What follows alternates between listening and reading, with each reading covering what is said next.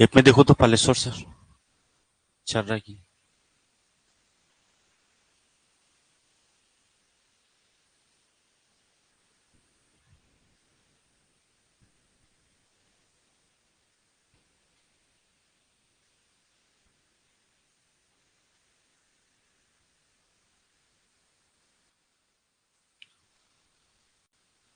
आ रहा है ऐप में आ रहा है। चले है ना। चलिए गुड मॉर्निंग सभी को, है ना। और आज की क्लास हम प्रारंभ करते हैं। और आज हम देखने वाले हैं जिला परिदर्शन के अंतर्गत एक महत्वपूर्ण जिला, वो है आपका कौन सा, तो जिला आपका धमतरी। ठीक है, कल चर्चा की थी किसके ऊपर, तो गरियाबंद के ऊपर, है ना। गरियाबंद समझ आया सबको अच्छे से। चलिए ठीक है, तो आज हम धमतरी के बारे में चर्चा करेंगे कि धमतरी धमतरी जो जिला है वहां का इतिहास क्या बताता है। ठीक है, कौन कौन से प्रमुख आपका पर्यटन स्थल है, कौन कौन सी नदी है, कौन कौन से यहाँ आपका धमतरी में परियोजना है। ठीक है, तो एक एक करके हम बड़े आराम के साथ समझने का प्रयास करते हैं जिला धमतरी को। ठीक है, जल्दी से बता दीजिए जी कि जो आपका धमतरी है कौन से डिवीजन के अंतर्गत आता है। रायपुर, है ना, रायपुर डिवीजन के अंतर्गत आता है। तो सबसे पहले हम एक रूपरेखा तैयार कर लेते हैं। ठीक है, रूपरेखा के अंतर्गत हमें क्या क्या देखना रहता है, तो धमतरी, अगर धमतरी जिला पड़े तो वहां के इतिहास, उसका गठन, सीमावर्ती जिले, सीमावर्ती राज्य, साथ ही साथ प्रमुख नदियां, वहां की जलप्रपात, आपका मिनरल्स और वहां की आपका ट्राइब्स, इन सब टॉपिकों पर हमें क्या करना है, चर्चा करना है। तो एक एक करके हम देखते हैं और समझते हैं। देखिए, सबसे पहले मैं बात करूं इतिहास का, इतिहास प्लस गठन हम एक साथ देखेंगे कि जो आपका धमतरी जिला है उसका इतिहास क्या कहता है। ठीक है, तो चलिए एक एक करके हम समझते हैं। सबसे पहले हम अगर बात करें तो ये हो गया आपका रायपुर डिवीजन। ठीक है, क्या हो गया आपका रायपुर डिवीजन। और रायपुर डिवीजन में जो जिलों की संख्या है कितना है आपका, बताइए जल्दी से। 5। चलिए देख लेते हैं। क्लियर है, ये हो गया क्या आपका रायपुर डिवीजन। रायपुर डिवीजन में जिलों की जो संख्या है जी वो है आपका 5। कौन कौन सा 5, तो ऊपर का हो जाएगा आपका बलौदा बाजार, ये हो जाएगा आपका महासमुंद, इधर कौन सा होगा आपका रायपुर, ये हो जाएगा आपका गरियाबंद, और नीचे कौन सा हो जाएगा आपका धमतरी। क्लियर है, इस प्रकार रायपुर डिवीजन में जिलों की जो संख्या है वो कितनी होगी आपका 5। अब एक साथ सबको गठन भी याद रख लेना है। जैसे कि मैंने कल बताया था, रायपुर जिले का गठन कब हुआ था, अस्तित्व में कब आया था, तो 1861।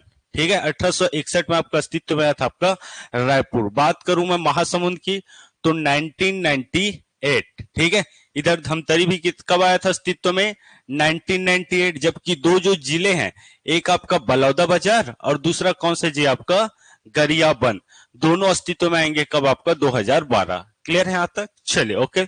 देखिए, उसके बाद अगर मैं बात करूं तो इतिहास क्या कहता है, तो जब हम कौन सा जिला पढ़े थे आपका कांकेर, कौन सा आपका कांकेर। कांकेर में एक आपका राजवंश का मैंने शासन बताया था, उस राजवंश को कहा जाता है आपका कांकेर का सोमवंश। ठीक है, क्या कहा जाता है आपका कांकेर का सोमवंश। क्लियर है, चले।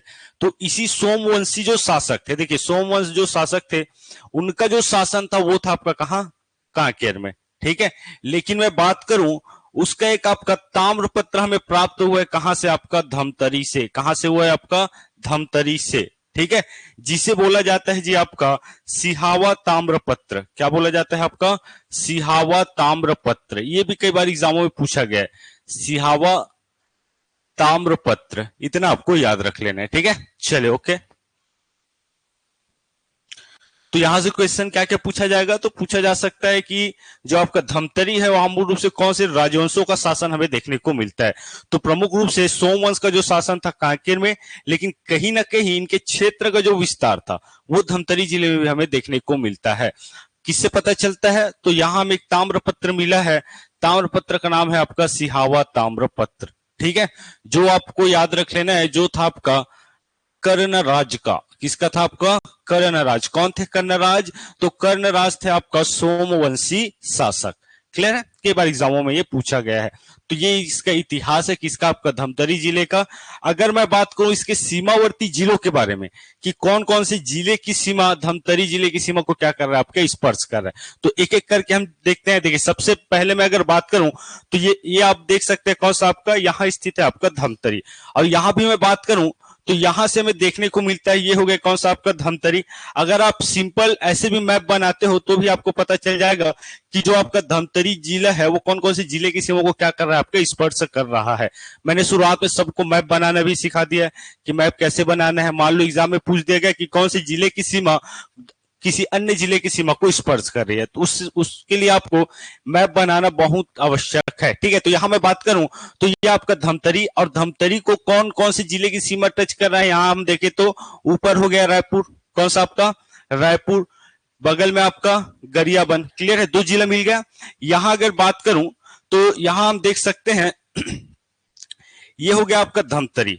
अब कौन कौन से जिले की सीमा स्पर्श कर रहा है ये हम थोड़ा सा देख लेते हैं। देखिए ये वाला जो आप देख रहे हो जिला, ये हो जाएगा कौन सा आपका गरियाबंद, कौन सा आपका गरियाबंद। ऊपर का हो जाएगा इसका मातृ जिला। मातृ जिला कहने का अर्थ है जिस जिले से अलग होकर धमतरी जिले का निर्माण हुआ है, तो ये हो जाएगा आपका रायपुर। ठीक है, ये आप जो देख रहे हो ये हो जाएगा कौन सा आपका दुर्ग। ठीक है, बगल में है आपका बालोद, कौन सा आपका बालोद। और इस ओर आपको देखने को मिलेगा आपका कांकेर, कौन सा आपका कांकेर। और थोड़ा सा हिस्सा टच करेगा आपका कोंडा गांव का, कौन सा आपका कोंडा गांव का। अब देखिए इसी में आपको सब मिल जाएगा ना, और एक्स्ट्रा अगर नहीं मतलब पढ़ना नहीं है एक्स्ट्रा आप लोग को तो मैपिंग एक बार अच्छे से कर लो, क्योंकि इसमें आपको यहाँ के इतिहास देखने को मिलेगा, जियोग्राफी देखने को मिलेगी, हिस्ट्री देखने को मिलेगी। ठीक है, मिट्टी विट्टी जो भी है सब इसमें समाहित हो जाएगी। अब थोड़ा सा हम समझने का प्रयास करते हैं जी, एक चीज क्या चीज, तो एक नेशनल हाईवे देखे थे कहा, कल कौन सा जिला पढ़े थे, गरियाबंद, वो था 130C, कौन सा आपका 130C। अर्थात 130C ये बताता है कि जो 130C है वो किसका ब्रांच है, नेशनल हाईवे 30 का ब्रांच है। कैसे, क्योंकि लास्ट में क्या लगा है आपका 30, समझ रहे हो, 130C नाम चेंज कर दिया गया। तो मैं अगर बात करूं तो देखिए ये हो गया आपका रायपुर, ये जो आप जिला देख रहे हो ये हो जाएगा आपका कवर्धा, कौन सा आपका कवर्धा। कवर्धा की मैं बात करूं तो यहां से एक नेशनल हाईवे निकलेगी। ठीक है, इस नेशनल हाईवे का नाम है नेशनल हाईवे 30। क्या नाम है आपका, नेशनल हाईवे 30, जो आपका कवर्धा, कवर्धा से आ जाएगी कहां आपका बेमेतरा, कहां आपका बेमेतरा। जिला समझ आ रहा है ना सबको। चलिए बेमेतरा से ये इंटर करेगी कहां आपका बलौदा बाजार, कहां आपका बलौदा बाजार। बलौदा बाजार से ये आ जाएगी कहां आपका रायपुर। क्लियर है यहां तक। अब देखिए रायपुर के बाद मैं बात करूं तो रायपुर के बाद नीचे आपको देखने को मिलेगा कौन सा आपका ये धमतरी। ठीक है, कौन सा आपका धमतरी। तो ये आपका धमतरी होते थोड़ा सा हिस्सा आपका कवर करेगी कौन सा आपका, सॉरी एक मिनट है ना, देखिए ये होगा जाएगा आपका रायपुर। रायपुर से नीचे मैं बात करूं तो कौन सा हो जाएगा आपका धमतरी। धमतरी से थोड़ा हिस्सा कवर करेगी बालोद, कौन सा आपका बालोद। बालोद से ये चले जाएगी कहां आपका कांकेर, कहां आपका कांकेर। कांकेर से जी आपका कोंडा गांव, कोंडा गांव से आपका बस्तर, और बस्तर से लास्ट आपको याद रख लेना है कहां आपका सुकमा। क्लियर है, ये कौन सा नेशनल हाईवे हो गया, नेशनल हाईवे 30। क्लियर है, और इसी से कट कर जैसे कि कल देखे थे ये आप यहां अगर बात करूं तो ये हो जाएगा आपका रायपुर। रायपुर से आपका गरियाबंद के लिए निकली है एक रोड, इस रोड का नाम है क्या आपका नेशनल हाईवे 130C। क्लियर है, इसी का ब्रांच है, यहां तक क्लियर है। चले ओके, चले तो इसी को हम समझने का प्रयास करते हैं। देखिए गठन की बात किया जाए तो जो धमतरी जिला था वो अस्तित्व में आया था 1998, किससे अलग होकर, रायपुर जिले से अलग होकर। क्लियर है, इतिहास क्या बताता है, तो इतिहास ये बताता है कि कहीं ना कहीं आपका जो धमतरी जिला है वहां कांकेर के 100 वंशों का क्या था, आपका शासन था। क्यों, क्योंकि यहां से हमें मिला है सिहावा ताम्रपत्र, और सिहावा जो क्षेत्र है वहां एक मंदिर भी है जिसे बोला जाता है आपका कर्णेश्वर महादेव का मंदिर, सुने होंगे। ठीक है, कहां आपका सिहावा में। ठीक है, चलिए अब एक एक करके समझते हैं।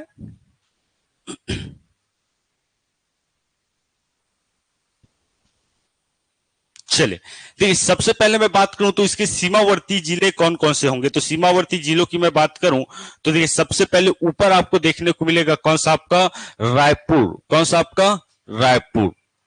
रायपुर आपको याद रख लेना है, ठीक है। एडमिट नहीं हुआ है।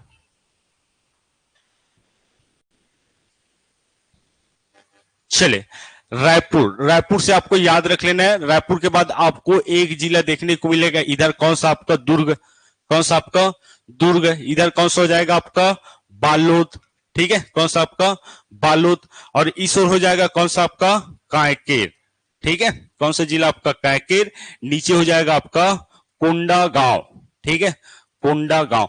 और साथ ही एक चीज ध्यान देने योग्य बात यह है कि जो आपका धमतरी जिला है वो एक राज्य की सीमा को क्या करता है, आपका स्पर्श करता है, ठीक है। उस राज्य का नाम है आपका उड़ीसा, ठीक है, कौन सा आपका उड़ीसा। और इधर इस तरफ हो जाएगा आपका कौन सा गरियाबंद, ठीक है, कौन सा आपका गरियाबंद।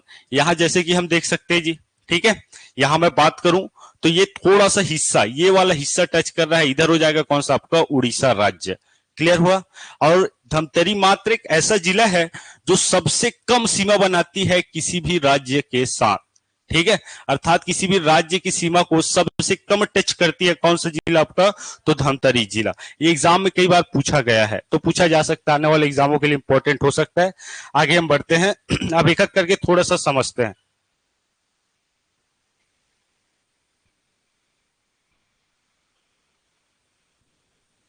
चलिए, देखिए सबसे पहले आपको क्या करना है, रायपुर से एक रोड पकड़ना है। कहां से आपका, रायपुर से। इस रोड का नाम है नेशनल हाईवे 30। कौन सा आपका, नेशनल हाईवे 30। तो कहां कहां से गुजरेगी, थोड़ा हम समझने का प्रयास करें तो ये आ जाएगी आपका रायपुर, ठीक है। रायपुर से आपको याद रख लेना है रायपुर, रायपुर के बाद एक तहसील पड़ेगा, यहां से फिर ये आ जाएगा कहां आपका धमतरी, कहां आपका धमतरी। और धमतरी से थोड़ा सा हिस्सा, ठीक है, इसका जो नेशनल हाईवे 30 है ये कवर करेगी आपका बालोद जिला। कौन सा जिला आपका, बालोद जिला। और बालोद जिला से होते हुए चले जाएगी कहां आपका कांकेर, ठीक है, कांकेर से फिर आपका कोंडागांव, बस्तर, फिर आपका सुकमा। ये बात कर रहा हूं मैं किसका, आपका NH30 की। क्लियर है यहां तक। चले ओके, एक रोड हमें देखने को मिलेगा, ये देखिए, चलिए सबसे पहले तहसील देख लेते हैं, तब हमें अच्छे से समझ आएगा, फिर रोड हम देखते रहेंगे, ठीक है। चलिए, ठीक है, तहसीलों की मैं बात करूं, जैसे हम NH30 के माध्यम से इंटर करेंगे धमतरी, ठीक है, तो एक हमें तहसील देखने को मिलेगा। तहसील का नाम है जी आपका कुरुद, ठीक है, कौन सा तहसील आपका, कुरुद तहसील, जो स्थित है आपका नेशनल हाईवे 30 में। क्लियर है। देखिए उसके बाद जैसे हम आगे बढ़ेंगे, बगल में देखने को मिलेगा एक नवीनतम तहसील। इस तहसील का नाम है जी आपका भखारा, ठीक है, कौन सा तहसील आपका, भखारा तहसील। भखारा के बाद हम आएंगे NH30 में पुनः, तो यहाँ का हेड क्वार्टर देखने को मिलेगा, जो रहेगा कौन सा आपका धमतरी, ठीक है, धमतरी यहाँ का क्या रहेगा, आपका हेड क्वार्टर रहेगा। क्लियर है यहां तक। चले, उसके बाद एक रोड हमें देखने को मिलेगा, कुरुद से आपका मगललोड, मगललोड से आपका नगरी सिहावा, ठीक है। इस रोड का नाम है, कोई बता सकते हो, किसी को पता है, नहीं पता किसी को। हाँ, इस रोड का नाम है आपका 130 CD, ठीक है, 130 CD। कहां से कहां तक, तो कुरुद से आपका आएगा मगललोड, और मगललोड से कहां आपका, तो सिहावा। क्लियर है। चले ओके, देखिए ये जो तहसील आप देख रहे हो, इस तहसील का नाम हो जाएगा जी आपका मगरलोड, मगरलोड, ठीक है, मगरलोड। मगरलोड के बाद आगे बढ़े तो यहां आपको देखने को मिलेगा नगरी सिहावा, या सिहावा नगरी भी हम बोल सकते हैं, सिहावा नगरी। और एक तहसील आपको याद रख लेना है, इस तहसील का नाम होगा आपका बेलार गांव, बेलार गांव, ठीक है। चलिए इतना आपको याद रख लेना। तो ये हो गया यहाँ के प्रमुख तहसील प्लस आपके इसके सीमावर्ती जिले। पुनः एक बार देखिए, बड़े आसानी के साथ याद करते, कुछ नहीं करना है। रायपुर से आना है हमें कहा धमतरी, तो कौन से रूट का प्रयोग करेंगे हम, नेशनल हाईवे 30 का। किसका, आपका नेशनल हाईवे 30 का। और नेशनल हाईवे 30 में स्थित होगा आपका कुरुद, एक आपका धमतरी। बगल में एक नवीनतम जिला बना, सॉरी नवीनतम तहसील बना है, कौन सा आपका भखारा। हमें कुरुद से आना है नगरी सिहावा, तो कौन सा रूट का प्रयोग करेंगे, नेशनल हाईवे 130 CD का। ठीक है। और मैं बार बार यही बता रहा हूं कि ये आने वाला जो ए का एग्जाम है इसके लिए बहुत ही ये आपको पढ़ना ही पड़ेगा, ठीक है। तो अभी से इसको एक बार कंठस्थ कर लो, कब भूलना नहीं चाहिए, ठीक है। साथ साथ सबको नोट्स बनाते चलना है ताकि ये चीजें क्या हो, आपका याद हो, ठीक है। चले, तो इतना आपको याद रख लेना है। तहसील कुरूद, मगललोड, सिहावा नगरी, भाखारा, धमतरी और एक आपका बेलारगांव। सीमावर्ती जिलों की बात करूं तो रायपुर, दुर्ग, बालोद, कायकेर, नीचे कोंडागांव, गरियाबंद और सीमावर्ती जो आपका राज्य है वो हो जाएगा आपका उड़ीसा, ठीक है। यहां तक क्लियर है। चलिए आगे बढ़ते हैं। देखिए उसके बाद मैं बात करूं तो जैसे ही हम NH30 के माध्यम से कहां पहुंचेंगे, आपका कुरुद। कहां आपका कुरुद। कुरुद के पास एक जगह है, उस जगह का नाम है जी आपका बगौद, ठीक है। क्या नाम है आपका, बगौद। जगह का नाम आपको याद रख लेना है, बगौद। यहां से कई बार एग्जामों में क्वेश्चन पूछा जा चुका है, ठीक है। और एक आपको याद रख लेना है, कौन सा आपका, तो बंजारी ग्राम। बंजारी ग्राम, दो चीज आपको याद रख लेना है। एक कौन सा, तो एक आपका बगौद, एक आपका बंजारी ग्राम, ठीक है। क्या क्या खास बात है, तो अपनी एक विशेषता है बगौद और बंजारी ग्राम का। तो बगौद है आपका मेगा फूड प्रोसेसिंग पार्क, ठीक है। मेगा फूड पार्क बोल सकते हैं ना, मेगा फूड पार्क। कौन सा आपका, तो आपका बगौद, ठीक है। बगौद में आपको देखने को मिलेगा मेगा फूड पार्क। जबकि जो आपका बंजारी ग्राम है उसे बोला जाता है आपका हर्बल ग्राम, ठीक है। हर्बल, हर्बल ग्राम किसको, आपका बंजारी ग्राम को। तो इन चीजों को आपको याद रख लेना है, ठीक है। चले, साथ ही साथ यहाँ के इंडस्ट्रियल एरिया हम बात करें तो इंडस्ट्रियल एरिया के रूप में आपको याद रख लेना है श्यामा तराई। श्यामा तराई, ठीक है। ये क्या है आपका, तो ये यहाँ का आपका इंडस्ट्रियल एरिया है, औद्योगिक क्षेत्र है श्यामा तराई। तो कुछ पॉइंट ऐसे होते हैं जो हमारे लिए इंपॉर्टेंट हो जाते हैं और जो एग्जामों में कई बार पूछा गया है, ठीक है। वैसे तो हर एक पॉइंट हमारे लिए, देखिए एक जिला हम अगर पढ़ते हैं तो वहां से लगभग 50 से 60 क्वेश्चन बनता है, ठीक है। सब चीज, एक नेशनल हाईवे पकड़े, वहां के इतिहास पकड़े, गठन पकड़े, वहां की तहसीलों को देखे, इंडस्ट्रियल एरिया और जितने भी आपका पर्यटन स्थल है, ठीक है। तो इतने सारे क्वेश्चन आपको देखने को मिलेगा। चले नेक्स्ट चलते हैं। मैं अगर धमतरी की बात करूं तो धमतरी में ऐसी बहुत सारी जगह हैं जो एग्जाम की दृष्टि से क्या होने वाला है, आपका महत्वपूर्ण होने वाला है। कौन कौन सा, जो एग्जाम में कई बार पूछा गया है। सबसे पहले मैं बात करूं तो यहां आपको याद रख लेना है जी किसान बाजार, ठीक है। क्या आपका किसान बाजार, किसान बाजार, ठीक है। देश का पहला किसान बाजार कहां है, आपका धमतरी में, ठीक है। धमतरी में किसान, अब किसान बाजार क्या होता है, तो किसान बाजार वो जगह होती है जहां से जो कृषि से संबंधित जितनी भी आवश्यकता है, जैसे कि आपका खाद है ना, कृषि से संबंधित उर्वरक, सब यहां से आराम से खरीदी कर सकते हो कम दाम में। कहां से, आपका किसान बाजार से, ठीक है। चले दूसरा मैं बात करूं तो दूसरा आपको याद रख लेना है देश का पहला, ठीक है, देश का पहला हेल्थ एवं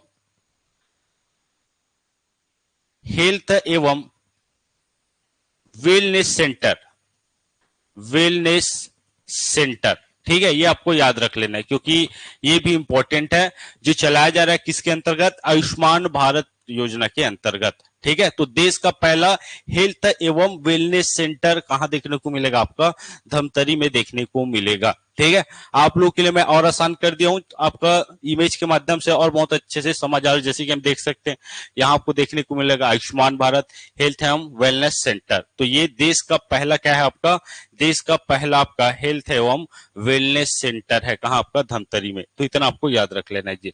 उसके बाद मैं बात करूं तो जो आपका धमतरी है, ठीक ठीक है, धमतरी उसको बोला जाता है आपका राइस मिल। एक मिनट,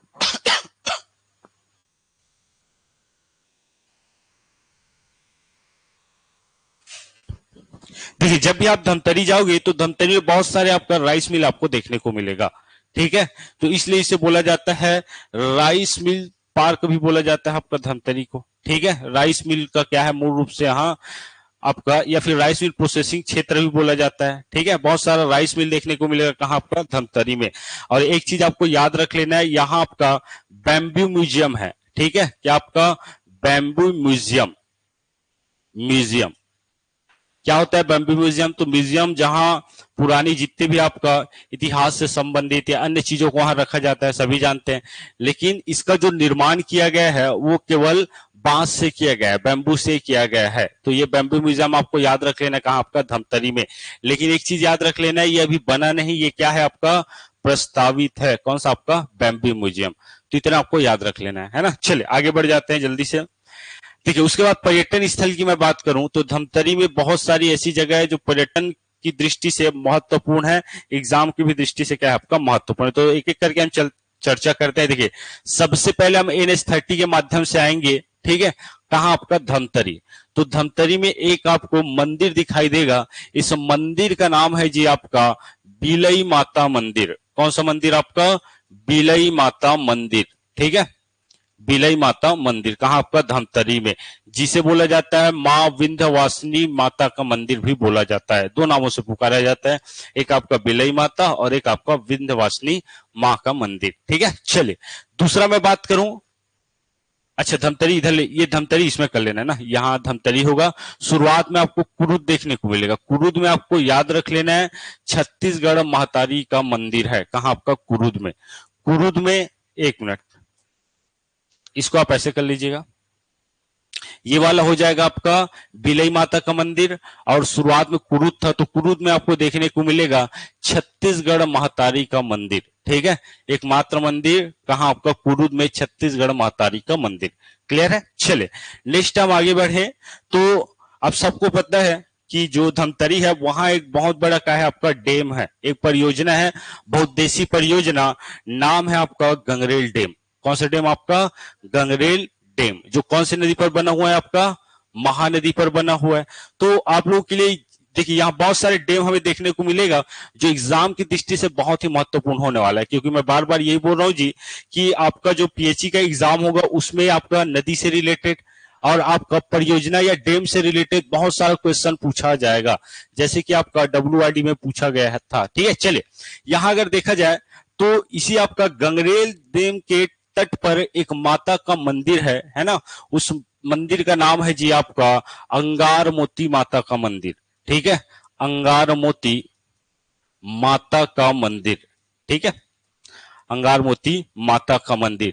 तो कुरुद में आपको देखने को मिलेगा छत्तीसगढ़ महतारी का मंदिर। धमतरी में आपको देखने को मिलेगा आपका बिलई माता का मंदिर, विंध्यवासिनी माता का मंदिर।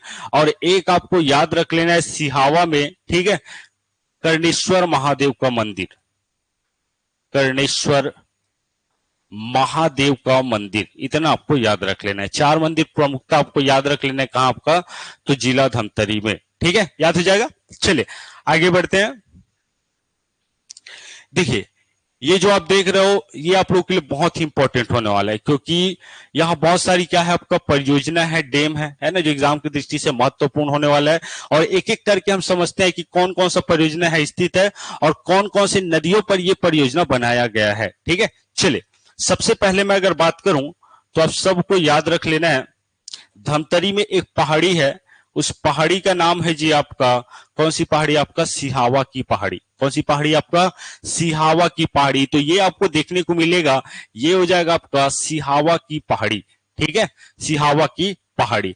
और सिहावा की पहाड़ी से एक नदी का उद्गम होगा, उस नदी का नाम है जी आपका महानदी। क्या नाम है आपका?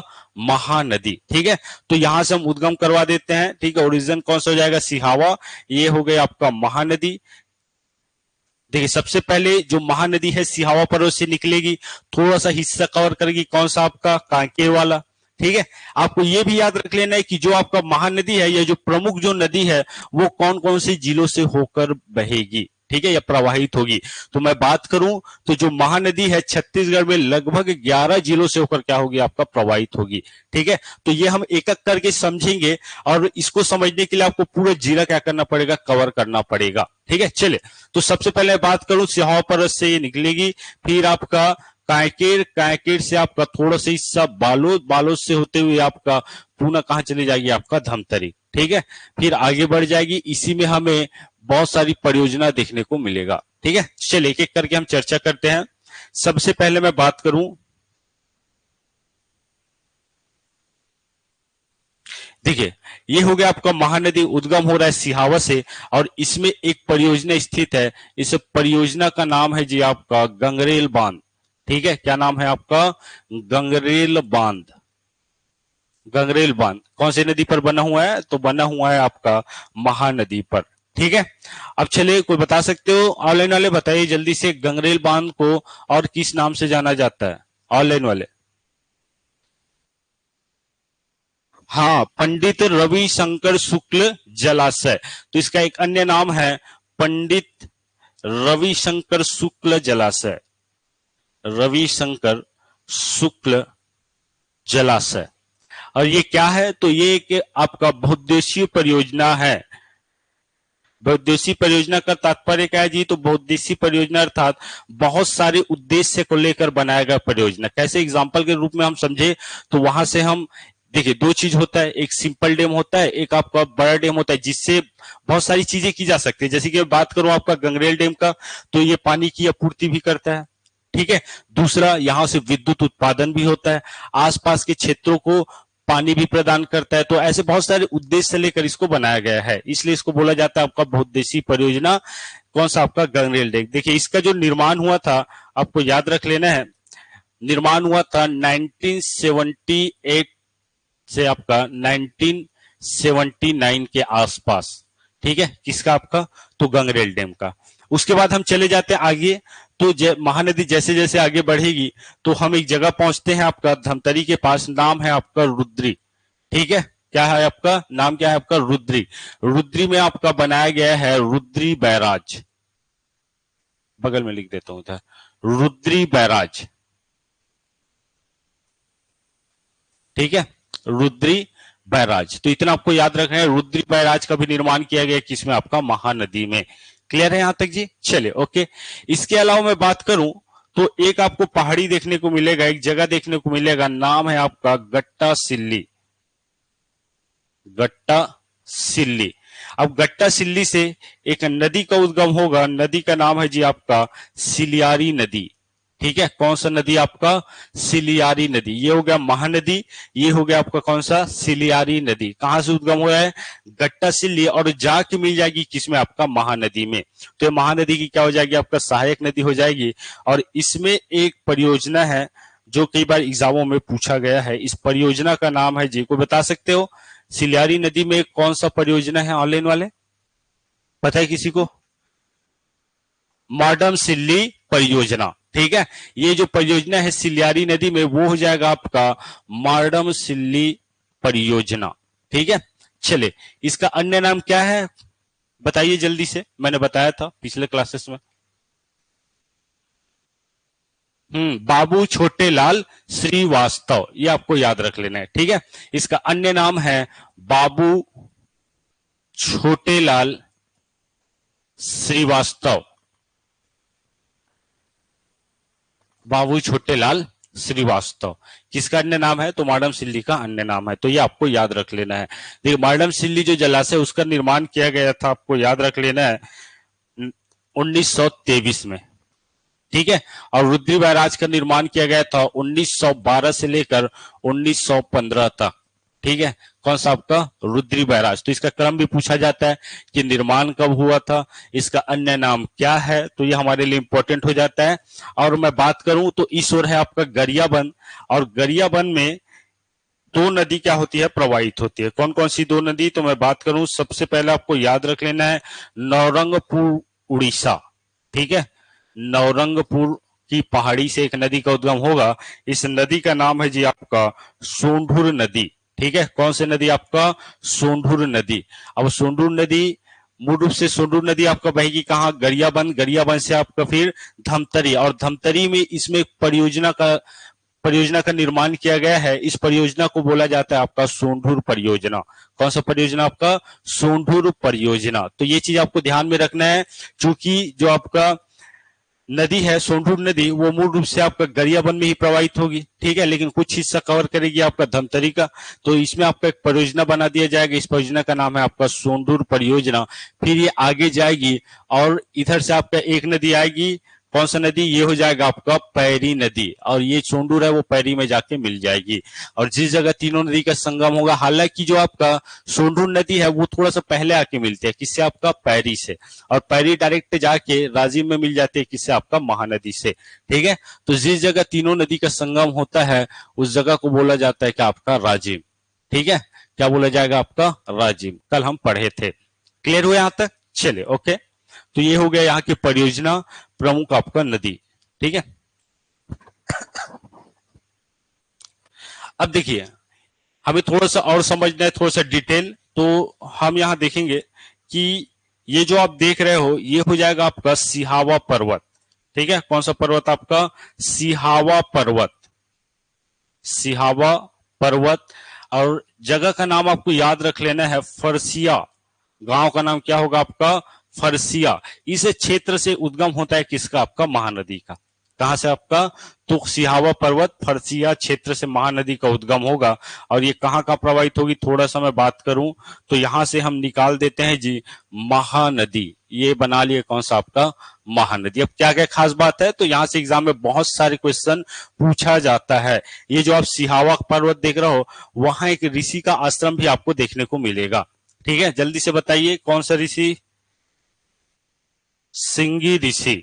ठीक है, सिंगी ऋषि का आश्रम आपको देखने को मिलेगा सिहावा पर्वत में। क्लियर है यहां तक, चलिए ओके। देखिए कुछ एग्जाम में प्रश्न यहां से पूछा जाता है कि महानदी का लेंथ कितना है। ठीक है, विभिन्न जो युग है उसमें इसका नाम क्या क्या था, तो युग कितने हैं, 4 है ना। तो अलग अलग युग में महानदी का अलग अलग नाम था जो एग्जामों में पूछा जाता है। सबसे पहले मैं बात करूं तो सबसे पहले आपको याद रख लेना है महानदी को प्राचीन काल में कहा जाता था, प्राचीन काल क्या कहा जाता था जी, बताइए, किसी को पता होगा तो, नहीं पता, कनक नंदिनी, कनक नंदिनी। ठीक है, कनक का अर्थ क्या होता है, सोना, बोलते हैं ना, एक दोहा भी है, कनक कनक तसगुनी मां दख्ता अधिका है, जब पढ़े थे आपका किसमें, आपका सिंगार रस में। तो कनक का अर्थ होता है आपका सोना, सोने के समान चमकने वाली नदी आपका कौन सा, आपका महानदी। कब कहलाता था, प्राचीन काल में। उसके बाद आ जाता है आपका सतयुग। ठीक है, कौन सा आपका सतयुग। सतयुग में आपको याद रख लेना है मां सती, किसको याद रख लेना है, मां सती।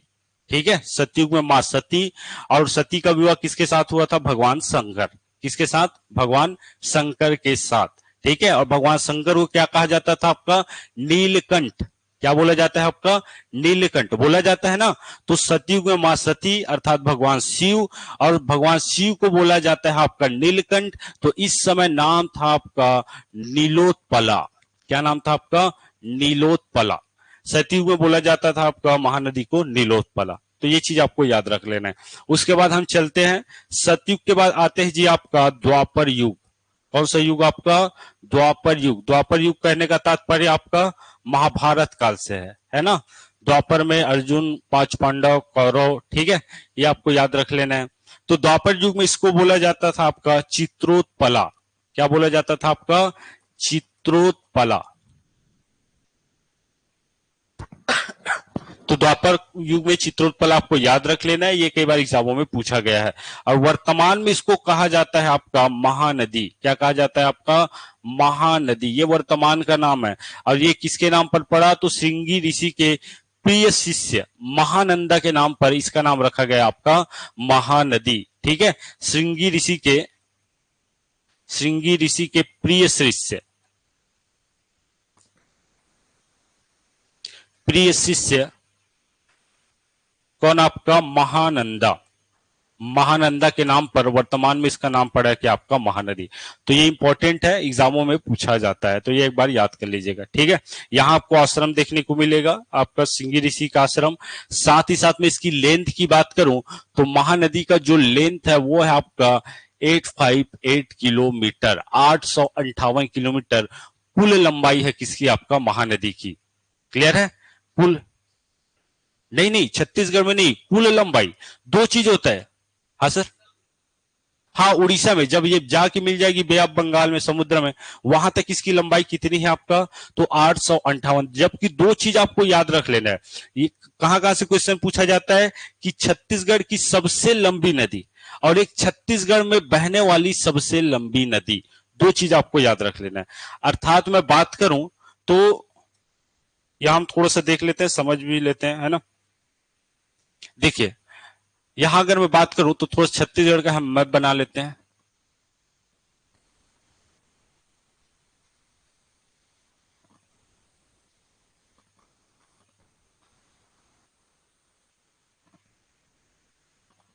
ठीक है, ये हो गया हमारा छत्तीसगढ़। अब एक चीज थोड़ा सा ध्यान से समझिएगा। देखिए यहां से आपका एक नदी का उद्गम होगा, इस नदी का नाम है आपका महानदी। कहां से, धमतरी से। अब जो महानदी है वो बहेगी कहां आपका, तो एक छत्तीसगढ़, दूसरा आपका उड़ीसा। क्लियर है यहां तक।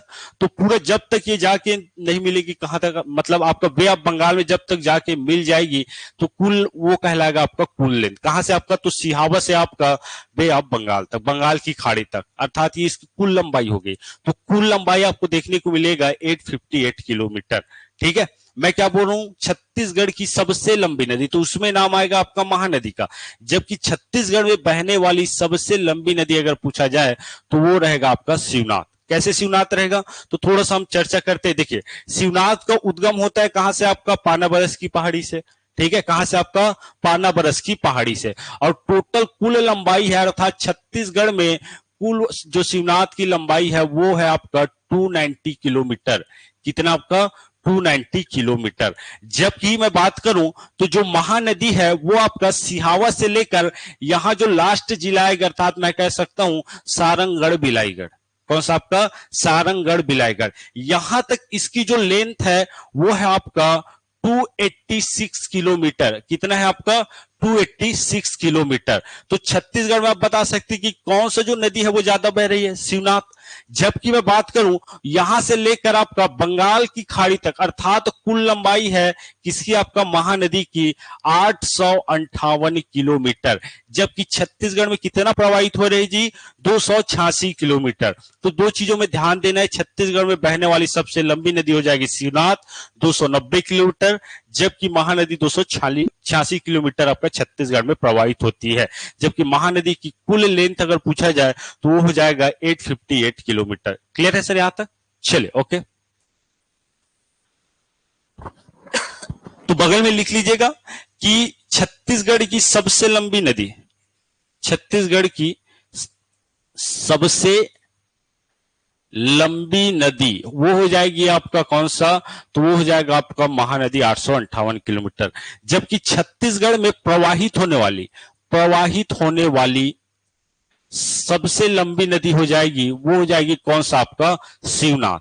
ठीक है, तो ये बगल में नोट कर लीजिएगा। आगे हम बढ़ते हैं। चलिए, इसके अलावा धमतरी एक ऐसा जिला है जब बहुत सारे आंदोलन भी हुए थे, सत्याग्रह भी हुए थे, जो एग्जामों में पूछा जाता है। और इसी सत्याग्रह के कारण, आंदोलन के कारण महात्मा गांधी जी का आगमन हुआ था पहली बार कहां, आपका छत्तीसगढ़ में। ठीक है, बता सकते हो कौन सा आंदोलन था, बताइए ऑनलाइन वाले। हाँ, कंडेल नहर सत्याग्रह। कौन सा आपका, कंडेल नहर सत्याग्रह, ये आपको याद रखना है। देखिए सबसे पहले जो आंदोलन होगा वो हो जाएगा आपका कंडेल नहर सत्याग्रह, सत्याग्रह। ठीक है, दूसरा आपको याद रख लेना है, सबसे पहली रुद्री जंगल सत्याग्रह। ठीक है, जंगल आपको केवल नाम याद रख लेना है। जैसे कि मैं पिछले बार बताया था कि जो सीएससीबी का जो एग्जाम हुआ था उसमें आपका जनजाति विद्रोह से 3 क्वेश्चन पूछ दिया गया था। कहां से, आपका जनजाति विद्रोह से। भाई जब तक उन चीजों को हम पढ़े नहीं रहेंगे तब तक क्वेश्चन बना पाएंगे क्या, नहीं बना पाएंगे। तो इसके लिए पढ़ना बहुत जरूरी है। ठीक है, तो जैसे कि यहां से पूछा जा सकता है कि धमतरी में कौन कौन से प्रमुख सत्याग्रह हुए थे डायरेक्ट आपके एग्जाम में, तो ये आपको याद है। देखिए सबसे पहले आपका रुद्री जंगल सत्याग्रह, सत्याग्रह। ठीक है, दूसरा आपको याद रख लेना है गट्टा सिल्ली, गट्टा सिल्ली। ये सब क्या है, तो देखिए ये आपका नहर सत्याग्रह है। जबकि बाकी जो तीनों है रुद्री, गट्टा सिल्ली और एक आपका सिहावा नगरी, सिहावा नगरी, ये तीनों आपको देखने को मिलेगा जंगल सत्याग्रह। कौन कौन सा? तो रुद्री, गट्टा सिल्ली और सिहावा नगरी, तीनों क्या है आपका जंगल सत्याग्रह है। अर्थात जंगल को लेकर ये सत्याग्रह क्या किया गया था आपका प्रारंभ किया गया था। जबकि मैं बात करूं तो जो कंडेल है, कंडेल आपका नहर सत्याग्रह था। नहर समझते हो ना, केनाल जो निकला हो रहता है उसे बोला जाता है आपका नहर। तो इसी को लेकर पानी के विवाद में आपका हुआ था कि आपका ये सत्याग्रह। तो 4 सत्याग्रह आपको याद रख लेना है। कहां जी? आपका धमतरी में। ठीक है। अब कब कब हुआ था हमें अभी डिटेल नहीं पढ़ना है ना। हम डिटेल कब पढ़ना है? जब हम जियोग्राफी या फिर आगे वाला जब पार्ट में चले जाएंगे, है ना, तब हम इसका पूरा एक एक करके डिटेल करेंगे कि रुद्री जंगल सत्याग्रह में क्या हुआ था, गट्टा सिल्ली में क्या हुआ था। बस आपको अभी डेट याद रख लेना है ना। क्या क्या डेट में याद रख लेना है? तो रुद्री जंगल सत्याग्रह जो हुआ था आपको याद रख लेना है 1930 में। गट्टा सिल्ली हुआ था 1930 में। और एक आपका सिहावा नगरी जो हुआ था वो हुआ था 1922 में। कब हुआ था आपका? 1922 में। ठीक है, चलिए ओके।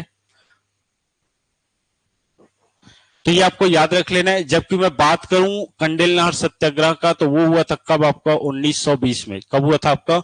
1920 में। बस अभी इतना आपको याद रख लेना है। उसके बाद हम थोड़ा सा चर्चा करेंगे किसके बारे में आपका? तो कंडेल नहर सत्याग्रह के बारे में थोड़ा सा हम समझने का प्रयास करते हैं।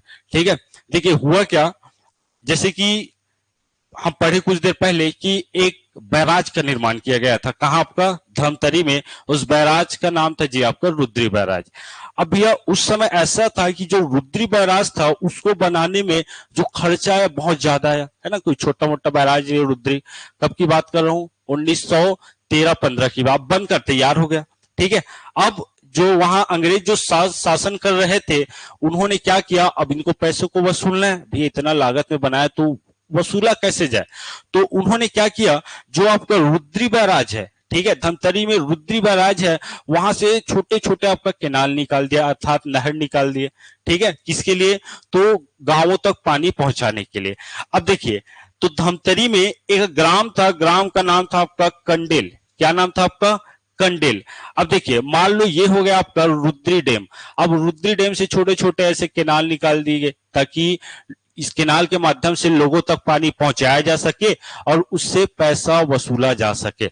अब देखिए, बीच में पड़ेगा एक ग्राम, मान लो यहां स्थित है आपका कंडेल। अब उस समय अगर बात किया जाए तो कंडेल में पर्याप्त पानी था। ठीक है, अर्थात उनको पानी की आवश्यकता नहीं थी। लेकिन भैया अंग्रेजों को तो क्या करना है? पैसा वसूलना है, क्योंकि इतने लागत में आपका रुद्री डैम बनवाया है। तो उन्होंने क्या किया, जबरदस्ती आपका इस केनाल में पानी छोड़ दिया। ठीक है, जबरदस्ती छोड़ दिया बिना उसके कहे। किसके? गांव वालों के। कंडेल गांव जो गांव वाले थे उन्होंने मना किया। उन्होंने बोला भैया हमारे पास पर्याप्त पानी है, ठीक है, तो हमें पानी की जरूरत ही नहीं। लेकिन अंग्रेजों ने क्या किया, पानी जबरदस्ती छोड़ दिया और उस पर कर लगा दिया, जुर्माना टैक्स लगा दिया। कितना आपका? 4033 रुपया। कितना आपका? 4033 रुपया। अब भैया अभी के दृष्टिकोण से मैं बात करूं तो उस समय का अभी का ये कितना हो गया? 40 लाख मान लो, मोटा मोटा भैया। 100 साल से ज्यादा कब पहले की बात मैं कर रहा हूं। तो 4033 कब की बात कर रहा हूं? 100 साल पहले की बात कर रहा हूं। वर्तमान में देखा जाए तो ये 40 लाख रुपए के बराबर होता है आपका। एक मोटा मोटा देखा जाए तो 40 लाख यही पास था क्या? नहीं था। गांव वालों ने क्या कहा कि हम ये रकम नहीं चुका पाएंगे। ठीक है, उसके बाद यह आंदोलन प्रारंभ हुआ और बहुत सारे वहां के जो दिग्गज नेता थे उन्होंने प्रयास किया कि कहीं से हम कंडेल नहर जो सत्याग्रह है वहां उस सत्याग्रह को क्या करवाया जाए, आपका बंद करवाया जाए। ठीक है, क्योंकि जबरदस्ती आरोप लगाया था किसने? आपका ब्रिटिश ने गांव वालों के ऊपर। ठीक है, और बहुत सारे ऐसी बातें हुई, हम अभी उतने डिटेल नहीं करना है, बस इतना आपको जानकारी याद रख लेना है। अब देखिए, यहां से धमतरी के प्रमुख जो नायक थे वो थे आपका पंडित सुंदरलाल शर्मा। कौन थे आपका? पंडित सुंदरलाल शर्मा। ठीक है, 2 नाम और याद रख लेना है। दूसरा आपको याद रख लेना है बाबू छोटेलाल श्रीवास्तव। बाबू छोटेलाल श्रीवास्तव। ठीक है, बाबू छोटेलाल श्रीवास्तव। और एक आपको याद रख लेना है कि एक हो जाएगा आपका नारायण राव मेघावाले। इन्होंने क्या किया? इस आंदोलन का नेतृत्व किया। अब जैसे जैसे आंदोलन उग्र हो गया, ठीक है, अंग्रेज ने क्या किया? अंग्रेज भी मानने को तैयार नहीं, हम कर लेंगे मतलब लेंगे। अब पंडित सुंदरलाल शर्मा ने क्या किया, वो चला गया आपका महात्मा गांधी जी के पास। महात्मा गांधी जी उस समय थे आपका कलकत्ता में। कहाँ थे आपका? कलकत्ता में। ये आपको याद रख लेना है, ठीक है। और जैसे ही वो गए, महात्मा गांधी जी ने पंडित सुंदरलाल शर्मा को जो अनुरोध है, निवेदन है, उसको स्वीकार किया। और पहली बार छत्तीसगढ़ की धरती पर किसका आगमन हुआ आपका? तो महात्मा गांधी जी का। कब हुआ बता सकते हो जल्दी से ऑनलाइन वाले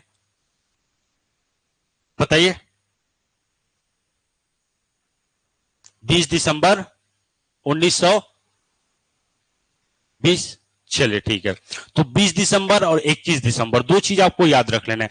सबसे पहले आपका जो पंडित सुंदरलाल शर्मा जी लेने गए कहां आपका, जैसे कि मैं बात करूं तो आपका यहां स्थित है आपका कोलकाता, कोलकाता चले गए। वहां से गांधी जी आ गए कहां आपका? तो छत्तीसगढ़। किसके साथ आपका? पंडित सुंदरलाल शर्मा के साथ। और जैसे ही पता चला कि महात्मा गांधी जी आ रहे हैं, इन्होंने ये जो आंदोलन है तुरंत समाप्त कर दिया, डर के कारण। क्यों? क्योंकि महात्मा गांधी एक बहुत महान व्यक्तित्व थे कहाँ के आपका? पूरे भारत के। और उसके द्वारा बहुत सारे ऐसे आंदोलन चलाया गया था जो प्रभावी रूप से सफल रहा, जैसे कि आपका चंपारण आंदोलन बहुत फेमस है, ठीक है। ऐसे आपका खेड़ा वाला आंदोलन। तो ऐसे आंदोलन को सफल बनाया था किसने? आपका महात्मा गांधी जी। अब अंग्रेजों को डर लगने लग गया, भैया अगर महात्मा गांधी जी आएंगे तो ये और उग्र पूरा देश में पता चल जाएगा, ठीक है। इस कारण इन्होंने जो ब्रिटिश थे उनको ये आंदोलन समाप्त करना पड़ा। और महात्मा गांधी जी का प्रथम बार आगमन हुआ छत्तीसगढ़ में। कब आपका? 20 दिसंबर, ठीक है, 20 दिसंबर। ये आपको याद रख लेना है। देखिए 20 दिसंबर को वो पहुंचेंगे कहां? तो 20 दिसंबर को आएंगे वो रायपुर। 21 को चले जाएंगे कहां? तो 21 को चले जाएंगे आपका धमतरी, ठीक है। और धमतरी में सभा को संबोधित भी करेंगे। और बहुत सारे इसके पीछे बहुत सारा प्रश्न बनता है जो एग्जाम में पूछा जाता है, लेकिन हमें आपका एग्जाम के दृष्टिकोण से पढ़ना है तो इतना डिटेल आप में नहीं देखना है, ठीक है। पूछा जाएगा तो यही पूछा जाएगा। हाँ 1920 जी, ठीक है, 1920 अभी तो बताया, ठीक है। 1920 20 दिसंबर 1920 को महात्मा गांधी जी का छत्तीसगढ़ में पहली बार आगमन हुआ। दो बार आए थे महात्मा गांधी, एक अभी आए, एक बाद में आएंगे, ठीक है, वो हम बाद में पढ़ेंगे।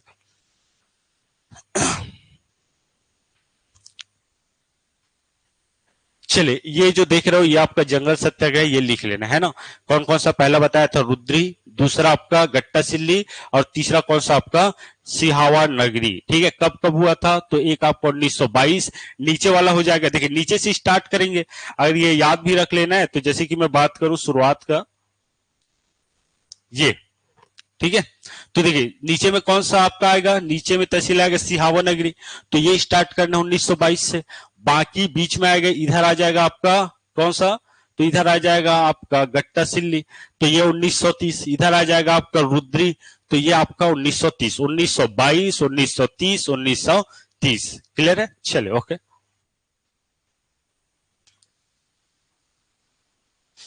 चले कुछ चीजें और बच गई है, थोड़ा सा देख लेते हैं।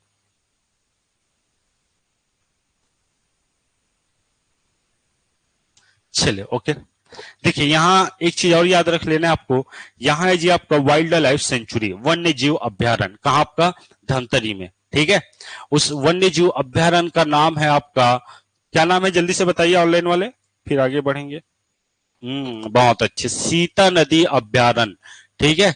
सीता नदी अभ्यारण्य वाइल्ड लाइफ सेंचुरी अभ्यारण्य। इसकी कोई खास बात है, कोई विशेष बात है? जल्दी से बताइए जिसको पता होगा ऑनलाइन वाले। चलिए सबसे प्राचीनतम क्या है आपका? वाइल्ड लाइफ सेंचुरी है छत्तीसगढ़ का, ठीक है। इसका जो निर्माण हुआ था, देखिए तीन चीजें हमें याद रख लेने, क्या क्या तीन चीज? सबसे पहले हम देखेंगे इसका स्थापना, ठीक है, स्थापना कब हुआ था। दूसरा हम देखेंगे इसका क्षेत्रफल, क्षेत्रफल। और ये एक देख लेंगे हम यहाँ के प्रमुख वन्य जीव, क्या देखेंगे आपका? प्रमुख वन्य जीव। तो तीन चीजें हमें यहाँ देखनी है, ठीक है। चलिए तो स्थापना हुआ था 1974, 1974 में इसका स्थापना किया गया था, ठीक है।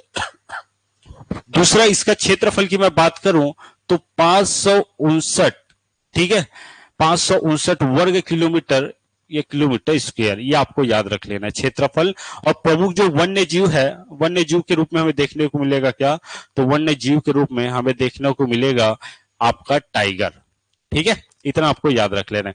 तो यहां से जब भी क्वेश्चन पूछा जाए तो 2-3 क्वेश्चन पूछा जा सकता है। स्थापना कब हुआ था, क्षेत्रफल कितना है, प्रमुख वन्यजीव कितना है, और साथ ही साथ ये छत्तीसगढ़ का सबसे प्राचीनतम अभ्यारण्य कौन सा है। ठीक है, तो इसके बारे में आपको याद रख लेना है। सीता नदी जो अभ्यारण्य है वो छत्तीसगढ़ का सबसे प्राचीनतम अभ्यारण्य है। और सबसे नवीनतम कौन है जी, ऑनलाइन वाले बताएंगे नवीनतम कौन सा है? भोरमदेव, भोरमदेव, ओके ठीक है। भोरमदेव सबसे नवीनतम क्या आपका वाइल्ड लाइफ सेंचुरी है। ठीक है, और एक आपका बायोस्फीयर रिजर्व भी है छत्तीसगढ़ में। ठीक है, वो कहाँ है आपका, तो वो होगा आपका अचानकमार में। ठीक है, सुनो अचानकमार, चलिए ओके, तो इतना आपको याद रख लेना है। इधर और कुछ है क्या, इधर और कुछ नहीं है। तो ये हो गया आपका कौन सा, धमतरी जिला। ठीक है, धमतरी डिस्ट्रिक्ट। तो इतना आपको याद रख लेना है। क्या क्या याद रख लेना है, तो ये एग्जाम की दृष्टि से महत्वपूर्ण होने वाला है। तो सबसे पहले 10 मिनट हम क्या करते हैं, रिवाइज करते हैं। देखिए आपको कुछ नहीं करना है। ठीक है, हम कौन सा जिला पढ़ रहे हैं, धमतरी जिला। अभी याद कैसे करें, तो सबसे पहले हम उसके इतिहास को जानने का प्रयास करेंगे। इतिहास क्या बताता है धमतरी जिले का, तो धमतरी जिले का जो इतिहास है जी वो बताता है कि कहीं ना कहीं धमतरी जिले में किसका शासन था, आपका कांकेर के सोमवंशी शासकों का शासन था। ये कैसे पता चला, तो एक कर्णेश्वर महादेव का मंदिर है और वहां से हमें एक ताम्रपत्र भी मिला है। ठीक है, जो कौन से वंश का था आपका, तो सोमवंश का था। यहां तक क्लियर है। अब हमें पहुंचना है कहां, आपका धमतरी। तो हमें एक रोड ले लेना है। ठीक है, उस रोड का नाम है आपका नेशनल हाईवे 30। जैसे कुरुद पहुंचेंगे NH30 से उसका एक ब्रांच निकलेगा जो जाएगा कहां, आपका मगललोड, और कहां आपका सिहावा नगरी। वो हो जाएगा 130 CD। कौन सा आपका 130 CD। क्लियर है। तहसील की मैं बात करूं तो सबसे पहले आपको देखने को मिलेगा कौन सा आपका कुरुद, कुरुद के बाद धमतरी, बगल में भखारा, ईश्वर मगरलोड, नीचे आपका सिहावा नगरी और बगल में आपका बेलार गांव। क्लियर है। अब एक एक करके अगर मैं बात करूं तो सबसे पहले जो हमारे लिए एग्जाम की दृष्टि से महत्वपूर्ण होने वाला है वो है यहाँ का डैम। कौन सा आपका डैम। तो सबसे पहले महानदी का उद्गम कहां से होगा, सिहावा फरसिया। ठीक है, अब वो महानदी पर कौन कौन सी परियोजना स्थित है, तो एक आपका गंगरेल डैम, दूसरा आपका रुद्री बैराज। इधर से महानदी में आके मिल जाएगी कौन सा नदी, आपका सिलियारी नदी। और सिलियारी नदी में भी एक परियोजना है, नाम है माडम सिल्ली। क्लियर है यहां तक। चलिए अब उसका नाम भी देख लेना ना, बाबू छोटेलाल श्रीवास्तव के नाम पर रखा गया है। ठीक है, और इसका आपका पंडित रविशंकर शुक्ल। ठीक है, उसके बाद एक आपका सोंढूर नदी याद रख लेना है। सोंढूर नदी कहां से प्रवाहित होगी, तो पहले गरियाबंद, फिर आपका धमतरी। तो धमतरी में आपका उसमें एक परियोजना का निर्माण किया गया है, नाम है आपका सोंढूर परियोजना। यहां तक क्लियर है। उसके अलावा जो महानदी के बारे में और विशेष तथ्य जो बताया था, ये प्राचीन काल में क्या नाम था, है ना, उसके बाद आपका सतयुग में क्या नाम था, तो वो चीज थोड़ा एक बार देख लेना, इजी है। और उसके बाद जितने भी सत्याग्रह हुए थे, जैसे कि मैं बात करूं आपका कंडेल नहर सत्याग्रह जो हमारे लिए इंपॉर्टेंट हो जाता है, 3 आपका जंगल सत्याग्रह हुए, और प्रमुख मंदिर जो मैंने बताया था, जैसे कि मंदिर का नाम तो सबको पता है ना, सब बहुत लोग गए भी होंगे, तो मंदिरों का नाम आपको याद रख लेना। और कुछ कुछ ऐसे जो जगह जो बताया था, जैसे कि आपका इंपॉर्टेंट, अच्छा एक चीज और याद रख लेना, ये छत्तीसगढ़ में टोटल नगर निगम की जो संख्या वो कितनी है, आपका 14। उनमें से एक नगर निगम कौन सा होगा, आपका धमतरी, है ना। तो धमतरी क्या है, आपका नगर निगम है, ये आपको याद रख लेना है। ठीक है, नगर 14 नगर निगम में से एक आपका धमतरी नगर निगम, तो इतना आपको याद रख लेना है। क्लियर है यहां तक। चलिए चलिए, तो आज के लिए इतना ही है ना, बाकी हम कल देखते हैं। कल एक नए जिला देख लेंगे, कल रायपुर या फिर महासमुंद। और महासमुंद हमारे लिए बहुत इंपॉर्टेंट होने वाला है, मैं बार बार बोल रहा हूँ, है ना, क्योंकि बहुत सारा वो कल देखेंगे हम लोग, बहुत जबरदस्त होने वाला है आपका महासमुंद। चलिए आज के लिए इतना ही।